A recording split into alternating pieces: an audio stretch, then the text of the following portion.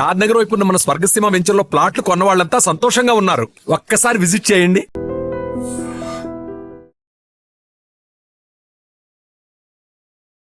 ఈ ఘటన జనరల్లీ అసలు ఎవరైతే అయినా సరే మేబీ మనమైనా ఫేస్ చేయొచ్చేమో, చెప్పలేం. ఈమె పాపం అనుకొని ఉండదు. అంబులెన్స్లు అందుబాటులో ఉన్నాయి, హాస్పిటల్స్ అందుబాటులో ఉన్నాయి. ఏముంది, ఫోన్ కొడితే అంబులెన్స్ వస్తుంది, వెంటనే దగ్గరలో ఉన్న హాస్పిటల్ ఏదో జాయిన్ అయిపోతారు, చాలా తొందరగా కోలుకుంటారు. ఇట్లాంటి మనం జనరల్లీ చూస్తూ ఉంటాం. కానీ ఎంత ఘోరమైన ఘటన అంటే, అంబులెన్స్లో ఆసుపత్రికి తరలిస్తుండగా జాతీయ రహదారిపై భారీగా ట్రాఫిక్ కారణంగా ఓ మహిళ ప్రాణాలు కోల్పోయింది. ఎంత ఘోరం ఇగో. ఇట్లాంటివి మనం కొన్ని వందల సార్లు చూసి ఉంటాం కదా, ఇట్లాంటి ట్రాఫిక్ జామ్స్. ఎస్పెషల్లీ వర్షాలు పడుతున్నాయి హైదరాబాద్లో అయితే కోకొల్లలు ఎన్ని చూసినాం ఈ మధ్యకాలంలో. 1 వీక్ నుంచి ఎంత వర్షాలు దంచి కొడుతున్నాయి మనకు తెలుసు కదా. ఎక్కడ చూడు వాటర్ నిలిచిపోయి రోడ్లు అయితే చెరువులే. నిన్న అమీర్పేట్కి పోయినరు కదా సీఎం రేవంత్ రెడ్డి కూడా. అసలు ఇది ఏమైతుంది ఏంది, అసలు మొత్తం ట్రాఫిక్ జామ్ ఏంది, ఈ జంక్షన్లో గింత ట్రాఫిక్ ఉంటే ఎట్లా, ఇక్కడికి వెళ్ళి వాటర్ ఎటు పోకపోతే ఎట్లా. ఆయన గ్రౌండ్లో వెళ్ళి చూసి అసలు ఏంది ఇబ్బంది, అధికారులకు ఆదేశాలు ఇచ్చిండు, ఇట్లా ఉండొద్దు, ఇట్లా జరగద్దు. ఎందుకంటే కరెక్ట్గా ఇంకా 3-4 రోజుల పాటు మనకు అత్యంత భయంకరమైన వర్షాలు ఉన్నాయి, మేబీ ఫ్లడ్ కూడా రావచ్చు అని ఐఎండి అంటే వాతావరణ శాఖనే స్వయంగా చెప్తున్నటువంటి పరిస్థితి.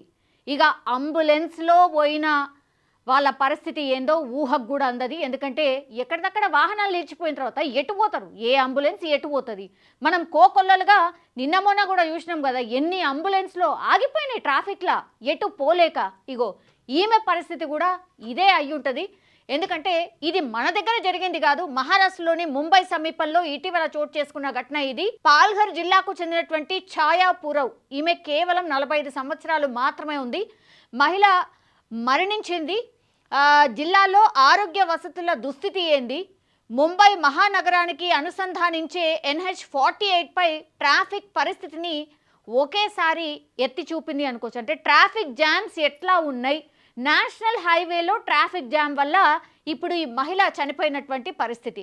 ఇంటికి సమీపంలో చెట్టు కొమ్మ విరిగిపడడంతో ఛాయ్ పూరవ్ తీవ్రంగా గాయపడ్డారు. ఆమె పక్కటెముకలు, భుజాలు, తల భాగంలో గాయాలయ్యాయి. ఇది కూడా మనం చూస్తున్నాం.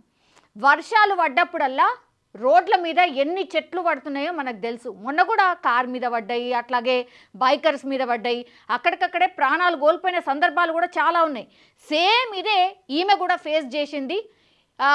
పక్కటెముకలు విరిగిపోయినాయి, భుజాలు, తల భాగంలో గాయమైంది. దీంతో అక్కడ ట్రామా సెంటర్ లేకపోవడంతో స్థానిక ఆసుపత్రి సిబ్బంది ఆమెను ముంబైలోని హిందూజా ఆసుపత్రికి తీసుకువెళ్లాలని డాక్టర్స్ అంటే ఫస్ట్ ఎయిడ్కి సంబంధించిన డాక్టర్స్ ఎవరైతే ఉన్నారో, అక్కడ ట్రామా సెంటర్ కొంచెం దూరంగా ఉంది, సో ఆమెను అక్కడికి తరలించాలి అంటే 100 కిలోమీటర్ల దూర ప్రయాణానికి సాధారణంగా అయితే 2.5 గంటలు అంటే 2.5 గంటలు మాత్రమే పడుతుంది. అది కూడా అంబులెన్స్ అంటే దారి ఇచ్చేస్తారు, ఎందుకంటే ఆ సైరన్ మోగుతుంది కాబట్టి చాలా ఫాస్ట్గా వెళ్ళిపోతూ ఉంటుంది. 100 కిలోమీటర్లు కేవలం 2.5 అవర్స్ పడుతుందట జనరల్లీ. సో ఆమెకు అనెస్థీషియా ఇచ్చిండ్రు. సరే ఆ పెయిన్ని భరించలేకపోతుంది కాబట్టి 100 కిలోమీటర్లు 2.5 గంటలు పడుతుంది కాబట్టి అనెస్థీషియా ఇచ్చిర్రు. సో పెయిన్ లేకుండా ఆమె కొంత నిద్రలోకి జారుకున్నారు. అనంతరం మధ్యాహ్నం 3 గంటల సమయంలో అంబులెన్స్లో బయలుదేరిండ్రు. NH-48లో భారీ ట్రాఫిక్ జామ్లో చిక్కుకుపోయినరు. దీంతో సాయంత్రం 6 గంటల వరకు కేవలం సగం దూరం మాత్రమే చేరుకోగలిగినరు. అంటే 2.5 గంటల ప్రయాణం ఏదైతే ఉండేనో అది కాస్త 6 గంటలు అంటే 3 గంటలకు బయలుదేరితే 6 గంటలు అయింది. NH-48 మీద 3 గంటల పాటు కేవలం హాఫ్ డిస్టెన్సే పోయినట్టు, అంటే 50 కిలోమీటర్లు మాత్రమే పోయిండ్రు. ఇంత ట్రాఫిక్ జామ్లా నిజంగా చెప్పాలంటే 50 కిలోమీటర్లు పోవుడు కూడా నిజంగా గొప్పనే అనుకోవచ్చు. కానీ ఆ తర్వాత ఏమైంది, ఆమెకు అనెస్థీషియా ప్రభావం తగ్గడంతో విపరీతమైన నొప్పి భరించలేక విలవిల్లాడిపోయింది. ఈ క్రమంలో తక్షణ వైద్య సాయం అందించేందుకు అంబులెన్స్ సిబ్బంది రాత్రి 7 గంటల సమయంలో మీరా రోడ్లోని ఆర్బిట్ ఆసుపత్రికి తరలించిండ్రు. అది ఎక్కడ అంటే హిందూజా ఆసుపత్రికి 30 కిలోమీటర్ దూరంలో ఉంటుందట. సరే ఇప్పుడు తప్పనిసరి పరిస్థితి, ఇప్పుడు ట్రామా సెంటర్ ఎక్కడైతే ఉందో దానికి చేరుకోలేకపోతున్నాం కాబట్టి నియరెస్ట్ హాస్పిటల్ అట్లీస్ట్ ఆమెకు కొంత మెరుగుపరిచే విధంగా ఆర్బిట్ ఆసుపత్రికి తీసుకువెళ్ళడం జరిగింది. కానీ అప్పటికే చాలా ఆలస్యం అయిపోయింది. ఆమెను పరీక్షించిన వైద్యులు మృతి చెందినట్టు ప్రకటించింది. కనీసం 30 నిమిషాల ముందు ఆసుపత్రికి తీసుకొచ్చి ఉంటే కాపాడే వాళ్ళమని ఆమె భర్త కౌశిక్ తెలియజేసిరు. నొప్పితో విలవిల్లాడ్డం కల్లారా చూశాను అని వాళ్ళ భర్త ఆవేదన వ్యక్తం చేసిండు. ఈ ఘటనపై మృతురాలి భర్త కౌశిక్ మాట్లాడుతూ తన భార్య 4 గంటల పాటు భరించలేని నొప్పితో విలవిల్లాడ్డం చూశాను. రోడ్డు గుంతలమయంగా ఉంది. ఆమె బాధకు మరింత కారణమైంది.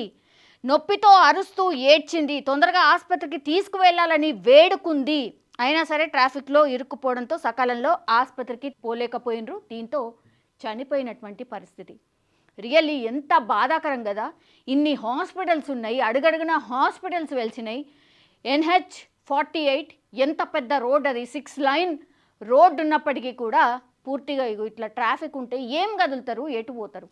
తీరా చూస్తే ఏమైపోయింది, 100 కిలోమీటర్ల డిస్టెన్స్ని కేవలం 2.5 గంటల్లో చేరుకోవాల్సింది 6 గంటలైంది. అయినా ఆ ఆసుపత్రి దాకా పోలే. అప్పటికి అనస్థీషియా ఇచ్చారు. బికాస్ ఆమె పెయిన్ భరించలేకపోతుంది కాబట్టి అనస్థీషియా ఇచ్చారు. అయినా సరే అనస్థీషియా ప్రభావం తగ్గిపోయింది. దగ్గరలో ఉన్నటువంటి హాస్పిటల్కి అట్లీస్ట్ తీసుకువెళ్దాము అని వాళ్ళు తీసుకెళ్లేటప్పటికే ఆమె చనిపోయిందట. ఎట్లా చనిపోయింది? మామూలుగా చనిపోలే. గట్టిగా ఏడ్చింది. నొప్పి భరించలేకపోతున్నా, చచ్చిపోతున్నా, నన్ను దగ్గరలో ఉన్న హాస్పిటల్కి తీసుకెళ్ళండి, తొందరగా తీసుకువెళ్ళండి అని ఆమె వేడుకుంది. అదంతా కళ్ళారా చూసిండు భర్త. అట్లాగే NH48 అంటే నేషనల్ హైవే, రోడ్లు గుంతలమయంగా ఎట్లుంటాయి అసలు నాకు అర్థం కాదు. టోల్ కడుతున్నాం కదా, మరి దేనికి కడుతున్నట్టు మని గుంతలమయంగా ఉందట.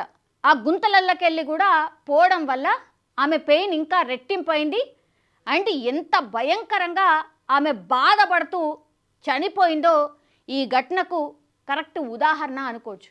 ఇది ఎంతమంది కామన్ పబ్లిక్ ఫేస్ చేస్తున్నారో. ఈ ఒక్కటి ఇప్పుడు వార్త బయటకు వచ్చింది, కానీ ఇట్లాంటి ట్రాఫిక్ జామ్లలో మనమే కల్లారా ఎన్నో చూస్తున్నాం.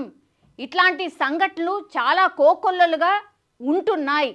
రోడ్లు విస్తరిద్దామా, లేకపోతే అసలు అంబులెన్స్లకు దారిద్దామా, లేకపోతే చెరువులు లేకుండా అంటే రోడ్లు చెరువులు కాకుండా చూసుకుందామా, అసలు ఏం చేయాలి అంటే కామన్ పబ్లిక్ చాలా మినిమం కదా. అవన్నీ కూడా వసతులు కల్పించాల్సినటువంటి బాధ్యత గవర్నమెంట్స్ మీదనే ఉంటాయి. అట్లాంటిది ఇగో ఇట్లాంటి ఘటనలు చూడాల్సి వస్తుందంటే మరి మనం డెవలప్ అయినామా, డెవలప్ అవుతున్నామా, లేకపోతే ఇంకా కిందికి పోతున్నామా అర్థమైతే లేదు. అర్ధాంతరంగా పాపం ఈమె నేషనల్ హైవే 48 మీద ప్రాణాలు కోల్పోయినటువంటి సిచ్యువేషన్. కేవలం అంబులెన్స్కి దారి లేదు అంతే. దానివల్ల ఇగో ఈమె చనిపోయింది. నిజంగా ప్రస్తుతం ఉన్నటువంటి సమాజం దేనికి ప్రయారిటీ ఇస్తుంది? ఆర్థిక సంబంధాల చుట్టూ మాత్రమే తిరుగుతోంది. మళ్ళీ ఎన్నికలంగానే చాలా విరక్తి కలుగుతున్నాం. మంచి అనిపిస్తుంది కదా, లేడీస్ కూడా ఛాలెంజింగ్ జాబ్స్ చేసినప్పుడు చాలా బాగుంటది. ఫుడ్ డెలివరీ ఇవ్వటానికి వెళ్ళినటువంటి డెలివరీ బాయ్ అనిల్ పై కళ్ళ ముందు